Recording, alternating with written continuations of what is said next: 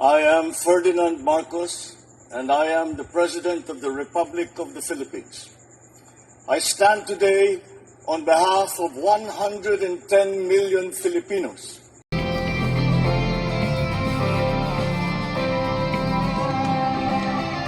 Shoutout sa mga Marcos Loyalty supporters, Filipino and OFW. Ayan, late upload naman tayo pero kailangan po natin i-share. Shoutout sa mga Marcos Loyalty supporters, Filipino and OFW. Yan po ang trabaho natin. I-share natin yung mga magagandang programa ng Pangulo. Yun naman talaga ang layunin natin dito, to support the President sa simpleng paraan lang. Pag-share ng kanyang mga magagandang kawanggawa. Sa totoo lang, mga kababayan. Kaya I'm really guys, talagang ibig ko sabihin nang sa ganun ma-inform din ng taong bayan na may ginagawa ang Pangulo. Yan ang layunin po natin kasi magaling talaga itong Pangulo na ito. Kaya yan, kahapon nasa Bulacan po siya, May 22. Hindi, kahapon nasa Bulacan siya, May 22, 2026. Una-una niyang pinuntahan yung mga presidential scholar. Siyempre, hindi lang dyan, siyempre sa pagbibigay ng tulong sa ating mga kababayan dyan. Dyan po sa Bulacan ito, correct me if I'm wrong. So yun mga kababayan, ano po ang kapalagayan nyo? Well, anyway, panoorin nyo po para kompleto, detalyado. Ito. Kada barangay maghahanap ng 5 na scholar at ang aming advice sa ating mga barangay officials ay hanapin ninyo yung mga malapit ng magtapos pero namimiligro yung pagtatapos nila dahil may kulang sa pambayad, kailangan magtrabaho, kung ano man. Basta't makatulong. So, bawat isa sa inyo makakatanggap ng 20,000. Yun ang pampatulong sa inyo para sa inyong scholarship. At lagi kong sinasabi sa ating mga presidential scholar na nakikita ko ay dapat mapakinabangan ninyo na mabuti ito. Yung 20,000 na yan at gamitin ninyo sa mabuti para matulungan ang pag-aaral ninyo, matulungan ng pag-edukasyon ninyo at sa ganung paraan makakatulong tayo ng napakarami dahil ang barangay sa Pilipinas, more than 42,000. Kaya kung kada barangay makakakuha tayo ng 5, more than 210 plus thousand ang natutulungan natin. Para sa akin, dahil napakahalaga nito. Dahil para sa akin, lagi kong sinasabi, ay ang edukasyon, para sa pamahalaan, ang edukasyon ay hindi pribilehyo. Ito'y karapatan ng bawat na ating kabataan na kailangan ng pamahalaan ay asikasuhin at tiyakin na maganda ang sektor ng edukasyon. Naiwanan lang tayo ng kaunti dahil sa nakaraang ilang taon hindi masyadong nabibigyan ng atensyon ang ating education sector. Pero ngayon dahil sa aking paniniwala na ito nga ay karapatan ng bawat sa ating kabataan na sinong gusto mag-aral, kailangan meron silang paaralan, meron silang paraan upang makapag-aral na mabuti at maganda ang magiging instruction sa kanila. Kaya't namin binuo itong programa na ito. Ang lagi kong sinasabi sa ating mga presidential scholar, sana mapakinabangan ninyo na mabuti ito at sa karanasan ko, talagang naramdaman ko yan. Kung ako'y napakapalad at nakapag-aral ako sa magagandang eskwelahan. At sa buong buhay ko, mula nung nag-graduate ako, buong buhay ko, nagagamit ko talaga yung natutunan ko. Araw-araw, nakikita ko na nagagamit ko yan. Kaya ito'y biyaya na binibigay sa inyo para kayo ay magtapos at maging maganda yung training ninyo, marami kayong alam. At ito'y habang buhay. Hindi na itong kayamanan na ito. Ang isang edukasyon, ang kayamanan, ay kayamanan yan. Hindi na makukuha sa iyo yan, hindi niya malulusaw yan, hindi maaagaw yan, hindi mananakaw yan. Habang buhay kayo, nandyan, nasa sa inyo yan. At magagamit ninyo para pagandahin ang inyong mga buhay, para pagandahin ang buhay ng mga pamilya ninyo at saka yung mga community ninyo. Kaya mag-aral kayo na mabuti, study hard, work hard, at makikita natin napakaganda ang magiging tulong ng magandang edukasyon para sa inyong lahat. Kaya Yun lang, papaliwanag ko lang yung programa natin at sana, kagaya ng sabi ko, mabalikan ko kayo pagka may hawak na kayong diploma. Sige, good luck sa inyo. At ating mga presidential scholar. Sige, pagbutihin ninyo at alam mo naman kami, hindi naman forever kami nandito. Darating ang araw, kayo naman ang mga liderato dito sa Pilipinas. Hindi ko ibig sabihin sa gobyerno, gobyerno lang. Sa lahat ng pamamaraan. Kayo magpapatakbo ng negosyo, kayo magiging teacher, kayo magiging nasa pamahalaan, kayo na ang magpapatakbo ng Pilipinas. Kaya kapag magandang pag-aaral ninyo, maganda ang patakbo ng Pilipinas at matutulungan yung pagandahin ang buhay ng bawat kababayan natin at pagagandahin ang ating minamahal na Pilipinas. Maraming salamat. Sige, good luck sa inyo. Mga kababayan, ang Pangulo ng Republika ng Pilipinas, Ayan. His Excellency Ferdinand R. Marcos Jr. Bigas pa more.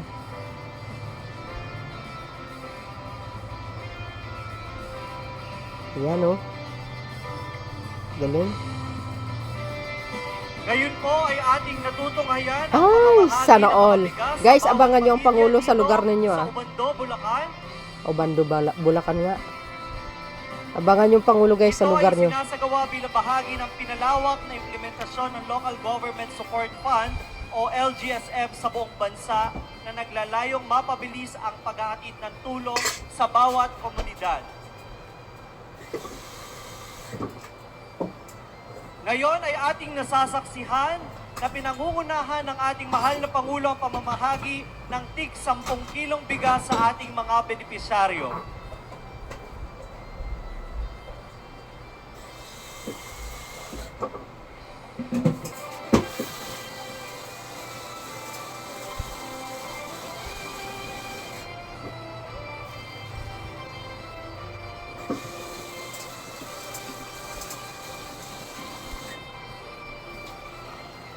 Muli mga kababayan, ang Pangulo ng Republika ng Pilipinas, His Excellency Ferdinand R. Marcos Jr.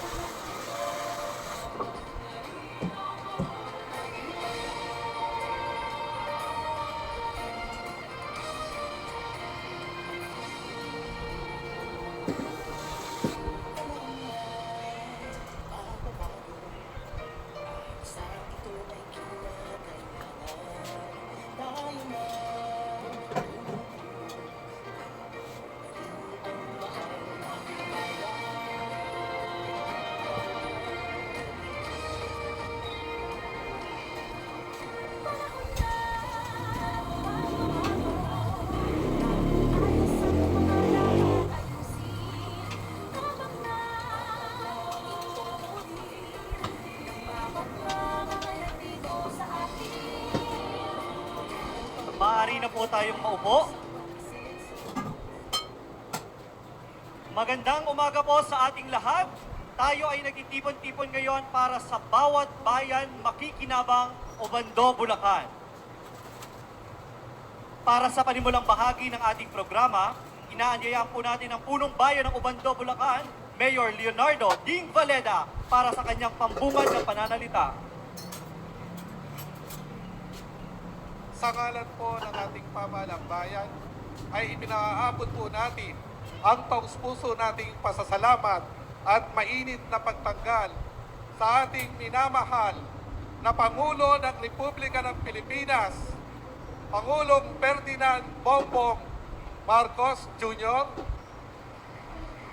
sa ating kinatawan ng ika-4 na distrito, Congressman Linabel Ruth Villarica, at sa lahat po na nandito, isang mapagpalang umaga po sa inyong lahat. Tunay nga po, ang bayan ng Ubando ay napakapalag sa araw na ito sapagkat nung huli tayong magdalaw ng ating Pangulo ay 1972 pa ang ama po ng ating Pangulong Ferdinand Marcos Sr. Noong magkaroon po ng inauguration ng Marcos Bridge sa Tawiran at ngayon po itutuloy po ng ating mahal na Pangulo. At Wow. sa makasaysayang araw na ito, ito'y napakalaking bagay po para sa ating mga taga-Ubando sapagkat ngayon po ay magbibigay ng ating programa. Ang programa po na to, ang lahat ng bayan ay makikinabang. Ito po ay pagpapatunay na ang programa po ay nayahatid natin hanggang sa dulo ng ating mga kababayan at sa ating mga pamilya. Kaya po napakalaking bagay po ng ating rice subsidy dahil sa panahon ngayon, medyo talaga dumadaan tayo sa mga krisis at pagtaas po ng mga bilihin, ito po'y makakatagon sa mabigat na pasanin ng ating mga kababayan. At nandyan din po ang financial assistance na ibibigay sa ating mga barangay para po lubhan nating mapalakas ang mga programa sa ating pangkabuhayan, pangkalusugan at kapayapaan. Nandyan din po ang tulong ng ating presidential scholar na 55 sa ating bayan ang makatatanggap dito at tunay nga pong ito'y makatutulong sa ating mag-aaral dahil po ang pinakamalaking puhunan ng ating mga mag-aaral ay ang edukasyon po. Kaya muli po, mahal naming Pangulong Bongbong Marcos, sana po ay lalo nyo pang bigay sa bayan ng Ubando ang mga tulong po namin dahil kami nasa coastal area po. At ngayon po, ang nagpipigil lang po para hindi po bumaha ang aming bayan ay dahil po sa dike at nandiyan na po ang aming buting congressman para i-address sa inyo yung mga dapat pong gawin. Kaya marami pong salamat at umasa po kayo na ang pamalambayan ng Ubando ay susuporta sa inyong administration upang mapalaganap ang mga programa para sa ating mga kababayan. Atin pong tinatawagan si Congresswoman Villarica. Kasama po muli si Mayor Valeda, kasama si ABC President Benedicto Santa Ana na siyang kumakatawan sa 11 punong barangay dito sa Ubando, Bulacan upang tanggapin ang tseke. Atin pong Kaya mahirap nyo patalsikin ang Pangulo. Mahal siya ng taong bayan.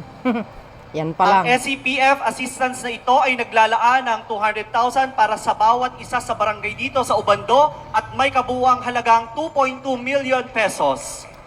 Kasi guys, taong bayan ang kalaban nyo. Kalaban ng mga anti-Marcos. Maraming salamat po, mahal na Pangulo. Hindi mag-atubili mga yan. Talagang ipagtatanggol At ang ngayon Pangulo. po, upang magbigay ng kanyang pananalita, ating inaanyayahan ang Pangulo ng Republika ng Pilipinas, His Excellency Ferdinand R. Marcos Jr. O, di ba? Maraming salamat at sa ating Mayor Valeda, Congresswoman Villarica, at lahat ng opisyal, mga barangay na opisyal na nandito. Magandang tanghali po sa inyo lahat. Unang-una po, mabuti na po, alam nyo po, nung nagkaapoy doon sa basurahan at ang Ubando ang pinaka-naapektuhan At delikado kasi yung usok doon, yung nanggagaling doon. Naamoy nyo ba talaga dito sa ano? Sabi nila talagang masama yung usok, hindi pangkaraniwan na usok yun Dahil may toxic waste yung sa ilalim. Kaya po, ay papaliwanag ko lang po, medyo natagalan ng konti, 2 linggo, di ba, bago 24 days, bago, o di 3 linggo, more than 3 weeks. At ang naging problema po, ay ang basurahan ay napakalalim. Kaya hindi maaari na basta bubuhusan lang ng tubig ng fire truck. Dahil wala rin, mawawala din yung tubig, hindi aabot dun sa ilalim. Kaya ang kailangan namin gawin ay matabunan ng basa na lupa. At yung ginawa natin ay nagpatulong tayo sa mga nagre-reclamation dito at sinasabi namin yung hinuhukay ninyo sa dito niya na lang dalhin. Ngunit bago namin magawa yun, nagpagawa pa kami ng kalsada para makapasok yung malalaking truck, para mga dump truck para ihulog nga yung yung lupa para patayin yung apoy na nasa ilalim. Nung unang nangyari ito, tinanong ko gaano ba kalalim yung basurahan. Kanila hindi namin alam. Sabi, kailangan yung pag-aralan ng mabuti. Saan ba nagsimula yan? Gaano kalalim ang paghukay? At lahat-lahat. 2 stories pala. Ganyan kataas yung basura. Lalim? Kaya't yung apoy hanggang dito sa baba. Kaya't hindi kaya na basta't yung fire truck na basta't babasain lang na gano'n. Hindi kaya. Kaya't kailangan talagang patayin, tabunan ng lupa. Kaya't after mga 1.5 weeks, mga 10 days, nabuo na yung kalsada. Kaya't inumpisahan na ito. Yung mga kaibigan natin sa mga kumpanya na nagre-reclaim ay nagpatulong kami. Sabi namin yun na nga, yung mga hinuhukay ninyo, sa amin nyo nadalhin yan at para may tambak namin dun sa may apoy. Kaya sa awa ng Diyos, after 1 week, pagkatapos nun, nagsimula yung pagtambak ng lupa, ay nawala na yung apoy. Sana naman wala naman masyadong napinsala, wala naman masyadong nagkasakit. Pero talagang delikado kasi yung usok na yan. Hindi pangarang usok na nagagaling sa apoy na may kahoy o kung ano. Pero kung ano-ano kasi ang nasa ilalim nun. Ang pinakadelikado pala, ngayon ko lang nalaman, ang pinakadelikado pala yung usok na nanggagaling sa nasusunog na plastic. Kasi kung papel-papel lang, kahoy lang, yung plastic ang delikado. Iba pala yung lumalabas dyan. Kaya yung iba, kung masyadong mabigat ang usok, magkakasakit. Naitakbo naman ninyo, Mayor. Di ba napunta yung nadala nyo sa ospital? O sige, wala namang casualty.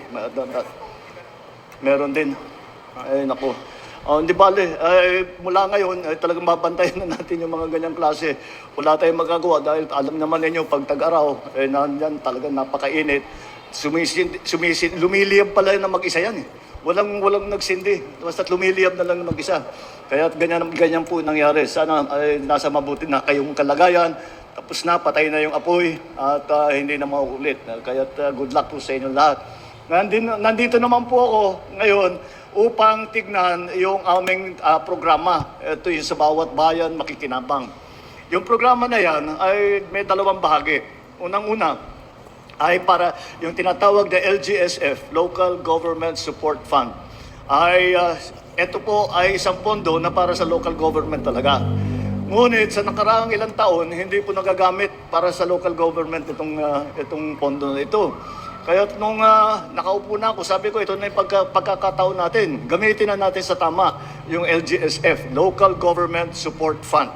At kako, ay pinalalapit ko naman talaga ang national government at saka yung local government. Dahil, alam niyo po, galing po ako sa local government. Nag-gobernador ako sa Ilocos Norte ng 9 na taon. Kaya nakikita ko kung ano yung mga pwedeng gawin ng anong kakayahan ng local government, ano yung kailangan tulungan. Kaya yan po ang aming ginawa. Nagbaba po kami ng pondo, binigay po natin sa mga probinsya, sa mga lungsod, sa mga bayan. At ito po, ang naging bunga niyan ay itong rice subsidy na binibigay natin. Hiningi natin sa ating mga local government official, mga barangay chairman, isang mga mayor, at hiningi natin ang listahan ng mga tao na nangangailangan ng tulong. At yan ang ginagamit po naming listahan. Dahil alam po natin na kung ang national government lang ang nagtatrabaho sa programa, medyo may katagalan bago mo bumaba. Kaya nga, dahil galing naman ako sa local government, sabi ko, ba't di tayo magpatulong sa mga local government? Dahil sila, kung kami pupunta, magse-survey pa kami, magpapadala kami ng tao, bawat lugar, kung sino ba dito ang nangangailangan. Alam ko naman, sa local government, mga mayor, mga barangay chairman, mga barangay official, nasa inyo na yung listahan yan. Araw-araw yung tinitingnan yung listahan na yan. Kaya sabi ko, doon na lang natin kunin. Huwag na tayong, kung sa English, do not reinvent the wheel. Huwag na natin ulitin yung kanilang ginawang trabaho. Kaya yan po ang aming ginawa. Kaya sabi ko, bigyan natin ng rice subsidy lahat ng nangangailangan sa bawat bayan. At yan po ang, kaya po kami nandito para sinimulan natin ang pagbigay ng itong tigsa 10 kilo na sako ng bigas. Yan po ang nanggagaling po sa LGSF, binaba po natin. At huwag po kayong mag-alala dahil hindi po ito minsanan lamang. Magbibigay kami ng 10 kilong bigas kada 2 buwan, 6 na beses sa isang taon, paulit-ulit po. Kaya hanggat nangangailangan pa kayo, nandun po kami para tumulong. Yan po ang aming naging programa ngayon sa LGSF. Meron naman, kadugtong doon, may kadugtong na programa para naman sa mga barangay. Yung Socio-Civic, ang tawag Socio-Civic Development Program. Ito ay pondo ulit na nakita namin. Tanong nyo sa congresswoman ninyo, ingit na ingit yung mga congressman eh. Sabi, buti pa yung local na bibigyan. Kami, wala pa kami nakukuha. Kako, hindi bale, nagumpisa na. Kaya ang ginawa naman namin, kumuha kami doon sa pondong yun para sa barangay. Bawat barangay ay binigyan natin ng 200,000 piso. Yun lang, ang hiningi lang natin ay sa ating mga barangay official ay yung 100,000 doon gamitin natin para tumulong sa mga presidential scholar. Sila tawag ngayon yung nandun kanina, ang tawag ngayon sa kanilang mga presidential scholar. Dahil silang scholar na nanggaling sa Office of the President. At sinasabi ko nga sa kanila, pakinabangan nila na mabuti yung pondo na yan para makapagtapos sila. Para sa ganung paraan ay magkakaroon sila ng kaalaman at dunong para pagkapanahon na nila na sila naman ang magiging leader, sila naman ang magpapatakbo ng Pilipinas, handa na sila at nakasanayan na nila ang trabaho na yan. Kaya yun lang ang hiningi namin sa ating mga barangay chairman, yung 100,000, maghanap ng 5 na scholar sa kada barangay. 5 scholar bawat barangay. At sa 100,000, 5 scholar, 20,000 piso ang ibibigay natin sa bawat scholar. Yun po ang aming, yung natira, yung isa pang kalahati na 100,000, nasa sa inyo na yun. At kayong nakakaalam kung ano yung pangangailangan ninyo. Iba-iba ang ginawa. May barangay, ang ginawa, bumili ulit ng bigas. At yun pa rin, nagbigay ng rice subsidy. Yung ibang barangay, bumili ng tricycle. Ginawang para may paikot na sa Basta kayo na ang bahala dahil kagaya ng sabi ko ay lagi kong sinasabi, ang pinakamarunong doon sa bawat lugar ay yung mga tiga doon, ang mga local na official, mga barangay official, yung mga mayor, lahat alam niyo yan. Kaya yan ang ating talagang binigyan ng diin sa programa na ito. Yun lang po at tinitignan po natin kung ano pa ang maaari natin gawin. Dahil ang talagang ginagawa ko po, dahil nga sa karanasan ko bilang gobernador, ay ilinalapit ko po ang national government at saka ang local government. At hindi ko po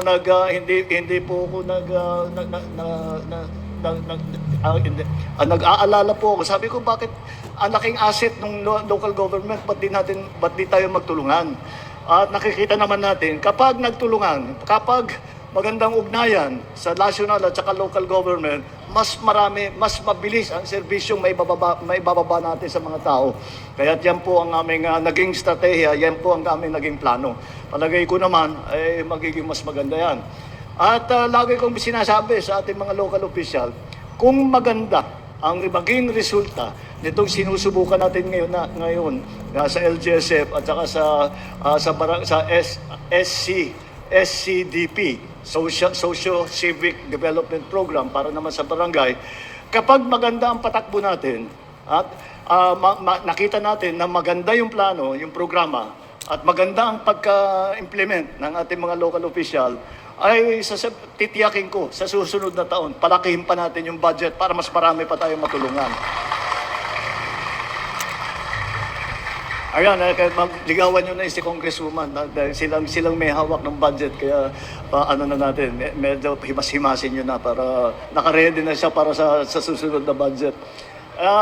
Kaya po, ito po ay alalahanin, basta alam po ninyo, ito ay para alam po ninyo na kami sa pamahalaan, lahat ng bahagi ng pamahalaan, local government, national government, legislature, wala po kaming ginawa kundi mag-isip kung paano pa ang magagawa, paano pa maitutulong natin sa taong bayan.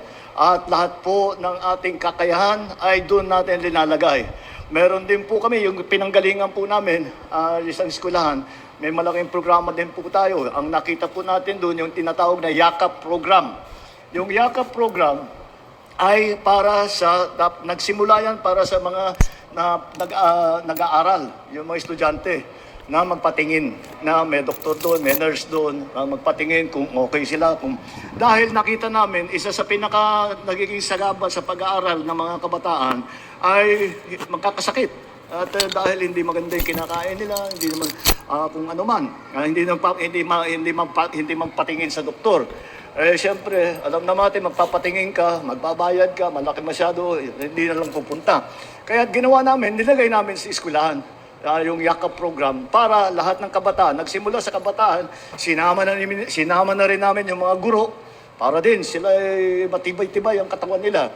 At pati ng mga magulang. At sabi ko, sila naman nandyan na sila, sige, magkonsultasyon na sila sa ating mga doktor, sa ating mga nurse. At meron dyan, kompleto po, pati gamot. Pag may kailangan na gamot, ibibigay po doon. Libre po lahat ito. At yung isa pang programa na ginawa namin, yung school-based feeding program. Lahat ng mga kabataan ay pinapakain po natin na magandang pagkain, na masustansya na pagkain. At ito po ay pinag-aralan ng DOST, yung Department of Science and Technology, para tsaka mga nutritionist po, para tiyakin na yung mga binibigay natin pagkain sa ating mga kabataan ay masustansya. Kaya yan po ang tuloy-tuloy para makatulong, para gumanda po ang takbo ng ating edukasyon, educational system. Dahil kagaya po ng sinasabi ko sa mga kasamahan ko sa pamahalaan at sa ating mga kababayan, para sa akin, ang edukasyon po ay hindi pribilehyo. Ang edukasyon para sa akin ay karapatan ng bawat bata. Karapatan nila at yun ang katungkulan ng pamahalaan na makapagbigay ng magandang edukasyon sa bawat isa na nais mag-aral. Lahat naman siguro ng siyempre mga magulang, gusto nilang magandang pag-aaral ng kanilang anak. Kaya dapat kami sa pamahalaan ay nakahanda rin kami para mabigyan ng tulong lahat ng nangangailangan ng tulong. Kaya po, ganun po, kami po ay tuloy-tuloy po naghahanap ng mga para-paraan upang tumulong sa taong bayan, upang pagandahin ang buhay ninyo, pag magdalaman ng kahit kaunting ginhawa sa inyong pamumuhay. At hindi lang po kami nagdadala ng programa, kami po ay nakikinig din sa inyo. Kung ano yung inyong pangangailangan, kung ano sa palagay ninyo ang mga dapat ayusin, kung ano pa ang kailangan ninyo, kung ano pang dapat gawin. Kung hanggat kaya ng pamahalaan, gagawin po namin. Kaya wag po kayo nag-aalala, ang pamahalaan ninyo, your government is there, your government is beside you, your government is behind you. Ginagawa po namin lahat para tumulong sa ating minamahal na mga kababayan, para pagandahin din ang buhay ng bawat Pilipino at pagandahin ang ating minamahal na Pilipinas. Yun lang po. Marami pong salamat. Ngayon po ay ating Oh, di ba guys? Ganyan ang leaders. Kayo naman guys, ha? Pipili ka din naman ng leaders. Dapat total package ang utak, ha? Yung mga ganyang paraan Kay PBBM lang ang mayroon yan. Wala sa mga pulpul na politiko. So, hindi lang yan guys. Eto pa, pakinggan natin ang mga saluubin at pagpapasalamat ng ating mga kababayan dyan po sa Ubando, Bulacan. Eto na.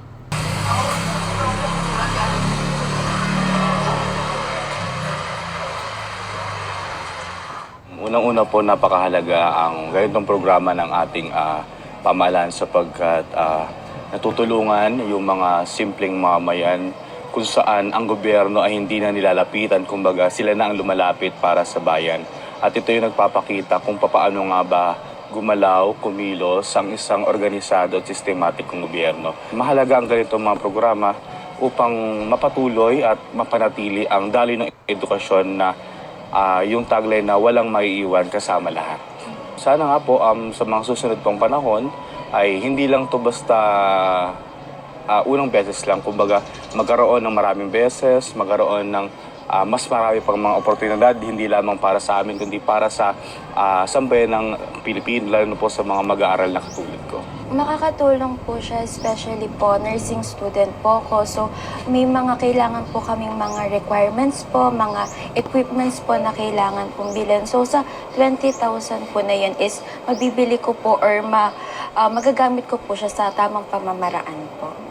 pag edu ka, syempre maraming paperworks, marami kang kailangang i-print, marami kayang kailangang bayaran. Lalo na ngayon po yung thesis namin, demonstration, sabay-sabay po yung mga presentation na kailangan po namin gawin. Kaya po, sobrang laking bagay po talaga nito. Hindi ko po talaga na-expect kasi parang nung May 19, nung nalaman ko po yung ganitong balita, tapos napili po ako agad na wala pong problema. Sabi ko po, sobrang pasasalamat ko po talaga. Salamat po sa pagbibigay ng importansya at pagpapahalaga sa buhay ng kabataan, lalo na po sa ganitong programa, ang tulong pang-edukasyon mula sa Pangulo. At sa tulong po ninyo ay marami pang mga kabataan ang siyang matutuloy ang pag-aaral, lalong-lalo na po sa edukasyon. At siguro po ito yung magiging patunay na ang kabataan ay ang pag-asa ng bayan dahil meron tayong mahusay at magagaling na lingkod bayan. Mr. President, thank you po sa pagbigay po ng tulong sa amin, lalo po sa mga fourth-year students. And sana po magtuloy-tuloy po yung magiging project na to. And sana po sa mga incoming leaders po is maging inspirasyon po to para po magtuloy-tuloy po lahat po ng to.